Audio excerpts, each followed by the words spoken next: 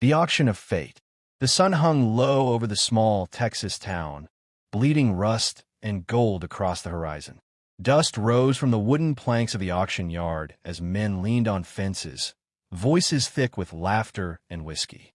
Amid the noise, Ethan Cole stood apart, a tall, broad-shouldered rancher with a quiet, unreadable gaze. His hat shadowed a face carved by wind and loss. He hadn't come here to buy anything.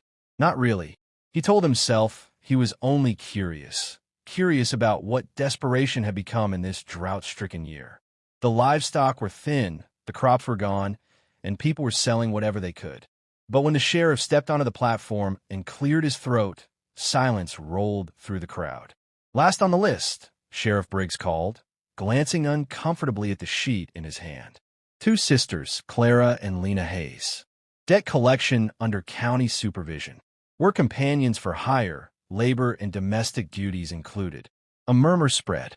Ethan's jaw tightened. Women on the block. He'd seen this kind of cruelty before, when hardship stripped people of their dignity faster than hunger ever could. Then the sisters were brought forward. Clara Hayes, the elder, carried herself with brittle grace. Her clothes were worn, but she stood tall, shoulders squared, eyes defiant beneath a cascade of chestnut hair. Lena, younger and sharper, glared at the crowd with open fury, her fists clenched as though she might fight her way out of the humiliation. The sheriff hesitated before speaking again. Starting bid, $100. No hands rose. The crowd shuffled. A few men muttered. Some smirked. Clara's eyes flicked downward, but her sister stared straight ahead, jaw trembling. 50, the sheriff tried. Nothing. Ethan felt something twist inside him, pity or maybe guilt. He'd known debt. He'd known shame. He thought of his own wife, Martha, who'd left last winter for a banker in Abilene. He hadn't seen her since. Maybe he was still angry. Maybe he just couldn't bear to watch another soul get broken by the same kind of indifference that had chewed through him. The sheriff's voice cracked the silence again. No offers? $20, then? 10. 1, Ethan said. The crowd turned. Come again. The sheriff blinked. Ethan adjusted his hat. $1. For both. Laughter rippled through the men, low and mocking. Someone whistled. Generous of you, Cole. Ethan ignored them. His voice stayed calm. You can take it or leave it, Sheriff. But if no one else bids, I'll give them food and roof until they earn their keep. Briggs hesitated, but there was no other offer. He struck the gavel. Sold for $1. A stunned silence followed, broken only by Lena's sharp voice. You'll regret this day, mister. Her words cut through the heat like a knife. Clara turned, eyes wide with warning, but Lena didn't stop. We're not charity, and we're not yours to buy. Ethan met her gaze evenly. Didn't buy you, he said quietly. Just kept you out of worse hands. He placed the coin in the sheriff's palm and turned away before the whispers began again. The sisters followed, their dignity in tatters but their pride intact. The road back to the ranch stretched long and empty. Dust rose behind the wagon wheels, turning gold in the dying light. Clara sat rigid beside him, her eyes fixed on the horizon. Lena sat in the back, muttering under her breath. Ethan broke the silence first. You'll have work and meals. No one's going to harm you on my land. Clara glanced at him briefly, her voice soft but cold. Do you always make a habit of rescuing strangers? He almost smiled, though it didn't reach his eyes. No, usually I keep to myself. Then why us? Lena demanded. Ethan didn't answer for a moment. The leather reins creaked in his hands. Because I've seen what this town does to people when it's hungry, he said finally. And I figured $1 worth of kindness is still worth more than a pound of cruelty. The sisters said nothing after that. The clatter of the wagon filled the silence, steady, rhythmic, like a heartbeat too tired to stop. When they reached the ranch, the sky had dimmed to violet. The wind carried the scent of rain and old hay. Ethan helped them down without a word. The house stood plain but sturdy, its porch light flickering weakly against the night. You'll have your own room, he said. Work starts at sunrise. Rest while you can. Lena shot him a glare before storming inside. Clara lingered. Her voice softened, uncertain now. You don't know us, Mr. Cole. You could have walked away. I could have, he admitted. But I reckon I've done enough walking away for one lifetime. For a moment, she studied him. The man who'd bought them for $1, yet looked at them as if they were the ones offering him mercy. Then she turned and followed her sister inside. Ethan remained on the porch, staring out over the moonlit fields. Somewhere behind him, the door creaked shut. The house, empty for too long, held voices again. He didn't know if this was the start of redemption or ruin, only that something in his quiet, grieving world had shifted. And as the first drops of rain began to fall, Ethan Cole realized the girl's warning might one day prove true. He might regret this day, but not for the reasons she believed. Dust and desire. Morning came quietly over the ranch, the sun spilling pale gold across fields of brittle grass. The world seemed peaceful from a distance, but peace was only a disguise for tension. Inside the small farmhouse, Clara Hayes and her sister Lena moved like strangers in a borrowed life. Ethan Cole had left early, as he always did, tending the fences before the heat rose. His footsteps faded long before Clara stirred from her narrow bed. The walls were thin, the silence thick. She could hear Lena chopping wood outside, sharp, angry blows that echoed her bitterness. 3 days had passed since the auction, yet the sting of humiliation lingered. Lena refused to speak to Ethan, and when she did, her words were barbed. Clara tried to keep the peace, though she was not certain why. Perhaps guilt softened her, or perhaps pity, not for herself, but for the quiet rancher who had paid $1 to keep them safe from worse hands. When Ethan returned near noon, his shirt dusted with dirt and sweat, Clara brought him water without a word. He nodded in thanks, but didn't meet her eyes. That silence stretched between them, taut, awkward, yet oddly familiar. Both had lived long enough with loss to recognize it in another. By evening, the heat broke. Clouds gathered low, heavy with promise of rain. The sisters sat on the porch, mending torn fabric. Ethan joined them, leaning against the rail with a glass of black coffee. The air smelled of damp earth. "You could have sold us back," Lena said suddenly, not looking up. "You could have made a profit." Ethan's voice was calm. "Wasn't my intention to profit from misery." "Then what was your intention?" she snapped. He looked past her, toward the fading line of the hills. "Maybe I wanted company that didn't expect anything from me." Lena scoffed. "That's not company. That's charity." Before Ethan could answer, Clara intervened. "Lena," she said quietly, "maybe not everyone means harm." Lena's eyes flicked toward her sister, fierce but wounded. "You don't know men like him, Clara. You don't know what they take when they think they've earned it." Her voice cracked on the last word. She stood abruptly, gathering the fabric, and went inside. The door closed hard behind her. Silence fell again. Clara sat very still, her hands folded in her lap. Ethan stayed beside her, unsure if he should speak.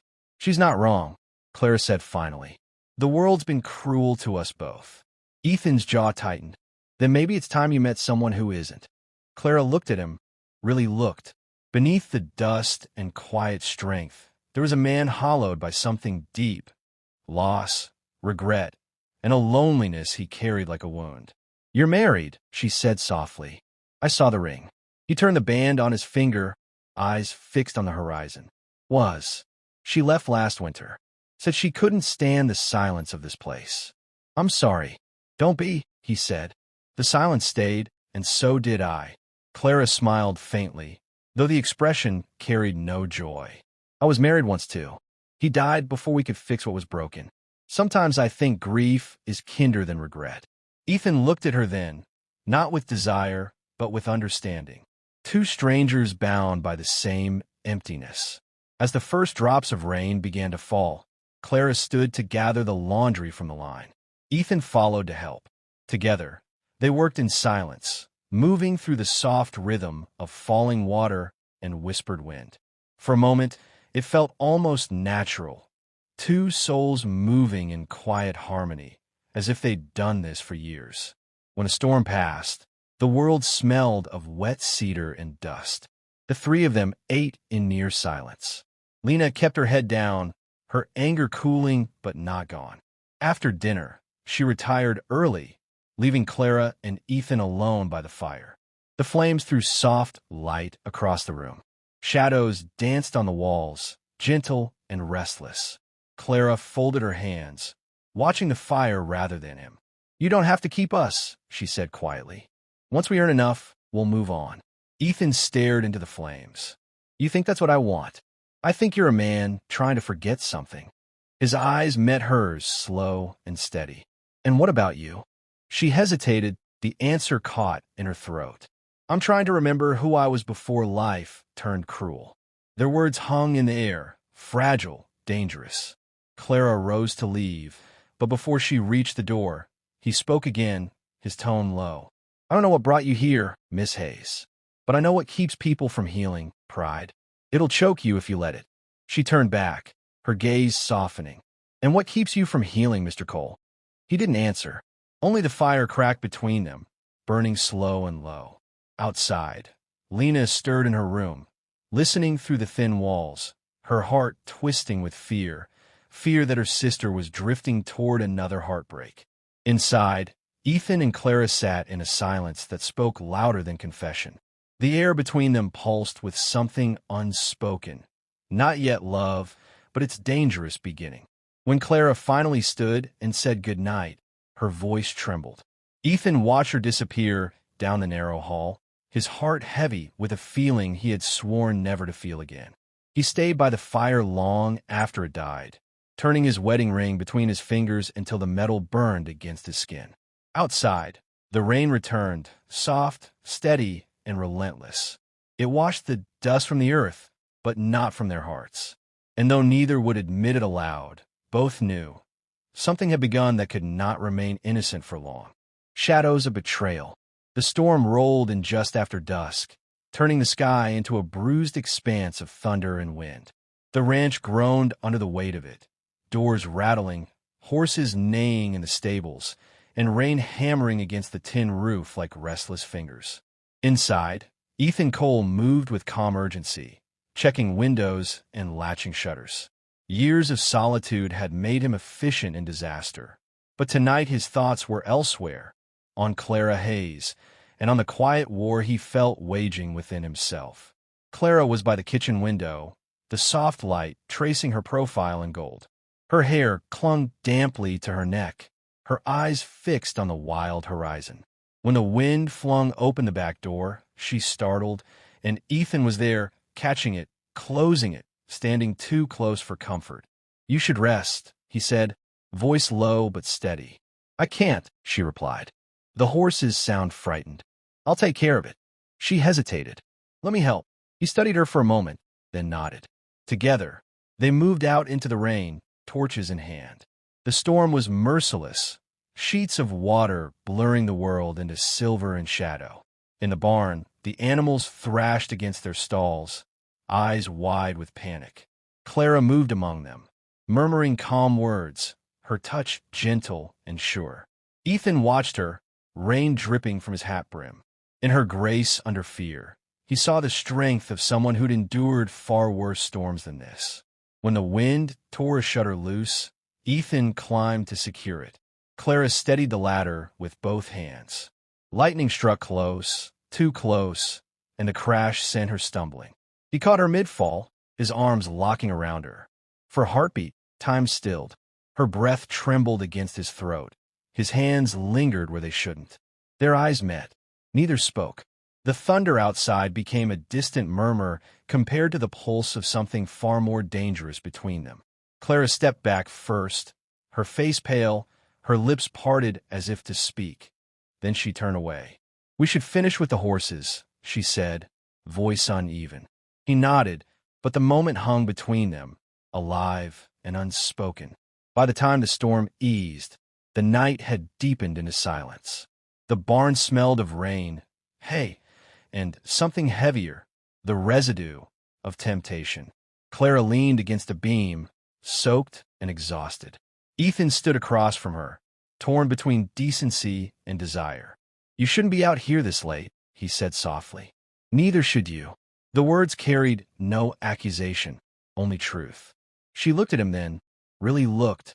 His shirt clung to his chest, his hair plastered to his temples. There was vulnerability in him she hadn't seen before, the quiet ache of a man who'd lost everything except his sense of duty.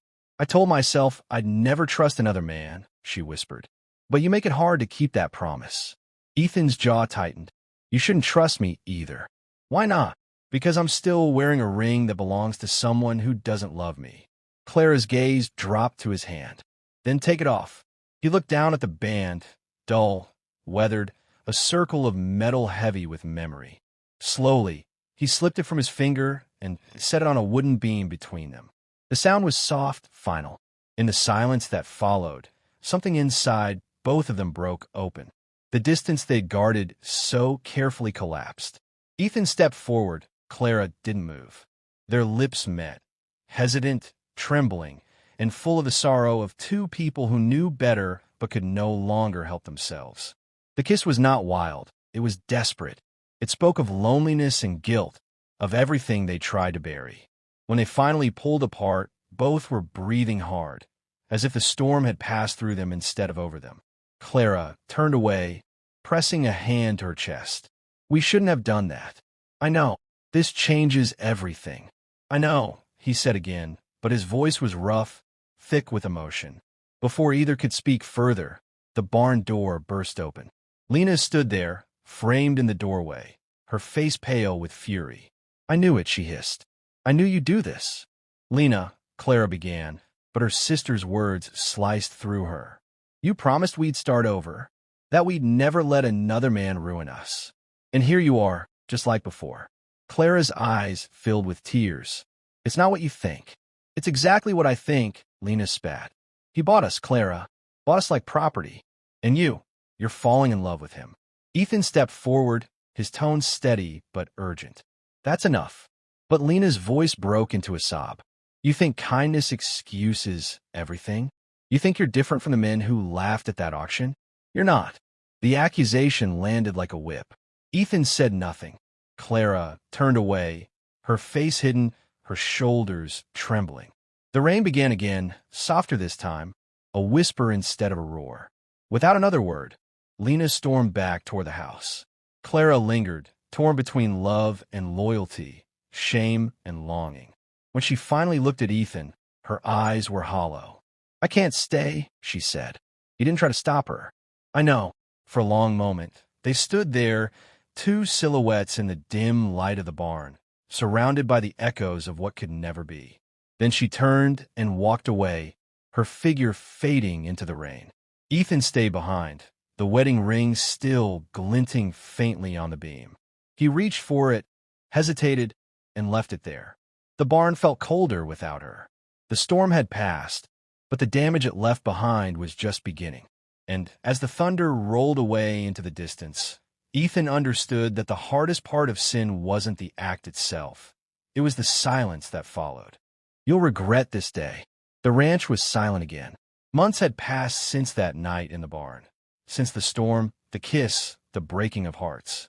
The fields had healed quicker than the people who once worked them. Grass grew tall where the mud had dried, and the fences stood repaired. But inside the farmhouse, Ethan Cole lived in the quiet shadow of absence. The sisters were gone. They had left before dawn, taking only what they could carry and leaving nothing behind but a folded note on the kitchen table. Ethan had never opened it. He'd tucked it in the drawer beside his wedding ring, both relics of lives that had come apart in his hands. Now, each evening ended the same. Ethan sat on the porch, watching the sun disappear behind the hills, his mind replaying the same question. Would she have stayed if he'd said something more? One late afternoon, as the wind turned cold and dry, a rider appeared on the horizon. The sheriff's old horse trotted up the path, but it wasn't Briggs in the saddle. It was Lena Hayes, alone. Ethan rose as she dismounted, dust clinging to her skirt. Her face looked older somehow, harder, but touched with grief. She didn't speak at first. "I didn't think I'd ever see this place again," she said quietly. "You're welcome here," Ethan replied, his tone careful, neutral. She studied him for a long moment, then reached into her coat and drew out a letter. "It's from Clara." The words hit him like a slow, dull blow. His hands trembled slightly as he took the folded paper. Lena didn't meet his eyes. "She's been sick," she said. "Fever that won't break." I told her not to write, but she insisted. Ethan unfolded the letter with rough fingers. The handwriting was shaky, but still hers. Neat, gentle, deliberate. "Ethan, if you're reading this, then I couldn't bring myself to see you again. I don't regret the night in the storm, though I've tried to. I only regret that I left things unsaid. You gave us kindness when no one else would. You taught me that love, even when misplaced, can still be honest. But I must live with what I've done, and you must live without it. Maybe, in another life, we'd have met before the world hardened us. Tell Lena I'm proud of her. Tell yourself not to wait for ghosts. Clara." Ethan lowered the letter slowly. The words seemed to blur as he read them again and again. "Where is she?" he asked finally. Lena's eyes glistened. "At the clinic in town. But she's not strong." He didn't wait for permission. Within the hour, he saddled his horse and rode through the lengthening twilight, dust and wind stinging his eyes. The world around him blurred. The ranch, the fences, the lonely road, until only her name remained in his mind. By the time he reached the small-town clinic, the lanterns were already lit. A nurse led him down a quiet hallway where Clara lay beneath a thin quilt, her skin pale against the pillow. She stirred when she heard his boots. "Ethan!" Her voice was barely a whisper. He sat beside her, unable to speak for a moment. "You shouldn't have gone," he said finally. "The ranch, it hasn't felt alive without you." Her smile was faint, fragile as breath. "Lena said you'd still be out there, talking to the sky." "I was talking to you," he admitted. "Every night." Clara's eyes glistened. "Then you already know what I'd say." He reached for her hand, thin, cool, trembling, and held it between both of his. "You once told me grief was kinder than regret," he said softly. "You were wrong. Regret doesn't fade. It just waits." She smiled again, barely. "Then don't wait anymore." The silence stretched, filled with everything they'd never had time to say. The storm that had once brought them together seemed distant now, just an echo of lightning that had burned too briefly. Clara's breath grew shallow. "Do you still wear the ring?" she whispered. Ethan shook his head. "No, I left it where it belonged, beside what I lost." She exhaled slowly, a sound like peace. "Good, then you're free." He wanted to answer, but words dissolved in the ache of that truth. When she drifted into sleep, he stayed beside her, tracing the memory of the woman who had changed everything with a single look, a single kiss, and a single act of courage, to love again, even when it wasn't safe. By dawn, Clara was gone. Lena found him sitting beside her sister's bed, still holding her hand. The morning light fell pale across his face, washing away the years of hardness. For the first time, Ethan looked tired but not broken. "She wanted you to have this," Lena said quietly, handing him a small envelope. Inside was a single silver dollar, polished clean. "You'll regret this day," I once said. "But now I think you were meant to buy us, not to own us, but to remind us that even the smallest act of mercy can change a life." Ethan closed his hand around the coin, eyes burning. Years later, on a quiet spring morning, he returned to her grave on the edge of the town cemetery. Wildflowers grew where the grass had thinned. He knelt, setting the same silver dollar against the stone, its edge gleaming in the light. "You were right," he murmured. "I did regret that day, but only because it ended." The wind moved through the trees, carrying away the last of his words. For a long while, he stayed there, hat in hand, until the sun climbed high and warm again.